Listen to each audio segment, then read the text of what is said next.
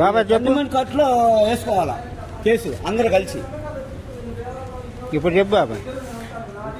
అసలు free service మీరు బండి ఎక్కడ ఆగిపోతే ఆడికి వస్తానని చెప్పారు, అది రావట్లేదు. నన్ను కొట్టారు ఇక్కడ. కొట్టారా?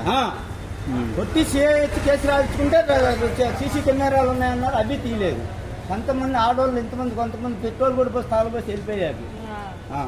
డబ్బులు కట్టండి మాకు. బండి తీసుకొని కొత్తదండి, 20 సంవత్సరం దాటింది అంతే. మాది 3 నెలలు 35,000 అని చెప్పి టీవీఎస్ కొనుక్కొని పో చేసి వద్దని చెప్పి కొనుక్కున్నందుకు నా శిక్ష నాకు పెట్టారు. 3 నెలలు మా బండికి 20 కిలోమీటర్లు తిరగాం, 20,000 కిలోమీటర్లు తిరిగాం అంతే. ఎక్కువ తిరిగితే ఎక్కడికక్కడ ఆగిపోతుంది. 6,000 తిరిగినప్పుడే ఇక్కడ తన్ని కొట్టారయ్యా బాబు.